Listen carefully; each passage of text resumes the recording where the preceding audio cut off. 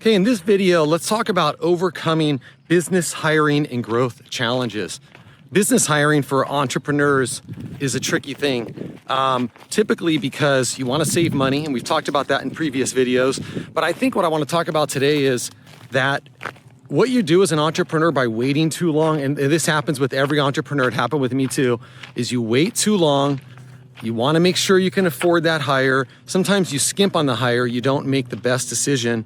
You end up maybe making a mistake, but for sure you waited too long, right? You left money on the table because you waited till you're 100% sure you could afford this new initiative or this new hire.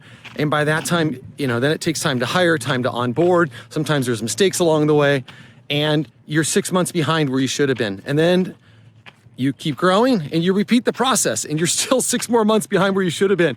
Okay, this is like a common theme where you keep repeating the process. So in this video, I'm gonna give you some shortcuts on how you can stay out in front of your growth, okay, and not fall behind like I did for 15 years, by the way. Okay, before we get going, thanks for watching this video. My name is Luke Peters. Quick introduction. I grew my company for about 20 years and sold it to private equity. For the first 15 years, we were growing all the time, but the first 15, I made so many mistakes and learned so many things. And then the last 5, I really figured it out as far as hiring great people and the value of great people. So that's what I'll share in this video.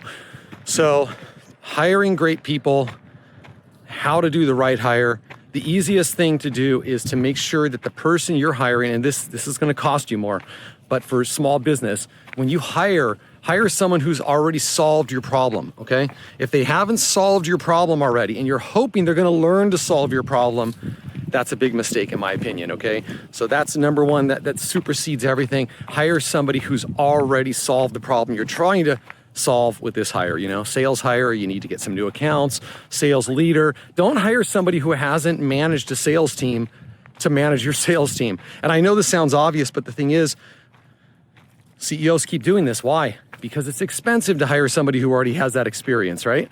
And so you want to save a few dollars and you hope this, young individual can kind of jump into that. So the first thing, they have to have already done it. The second thing is improve your ability to get better references. Don't just take their references. So the specific way to do this during the interview, what you have to do is you have to, first of all, do a very detailed, non-emotional interview looking only at their accomplishments. That's number one. Okay, number 2 is ask who managed them at every one of their positions. Number 3, of the people that manage them at the key positions who are not listed as their reference, you ask them to get a reference of that individual, right? So these are people they didn't put down as a reference, but they were managed by that individual, and you want that feedback, and they facilitate that reference for you. They facilitate it. They go get that person to call you. You're not out there trying to find that person, okay? So that's, if you do this process, you'll have a better hit rate. Now, if you need to go faster, hiring is a slow process, right? So you should always have a bench, by the way.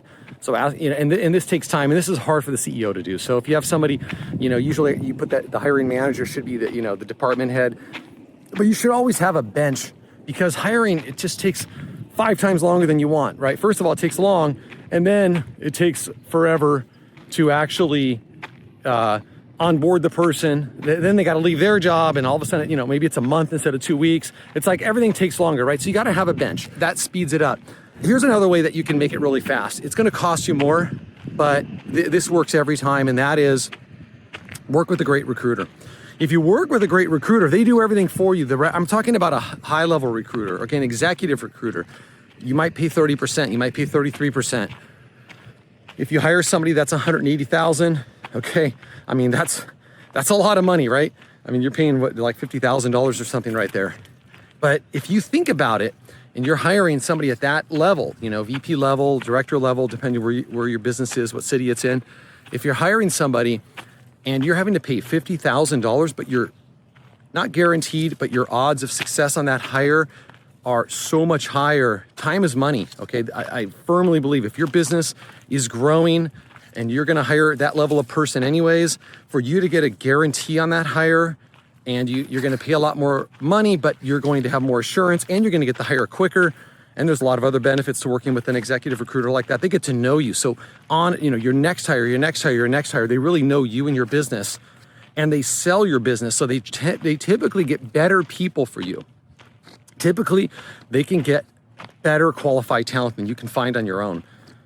So that's the pro tip right there. If you can afford it, you can take that leap of faith. And this is an executive recruiter. This isn't just any old recruiter that's taking their 20% cut. This is somebody who knows the talent. They actually have their bench of people already at the professional level. It's worth it. I think that's your shortcut on this way.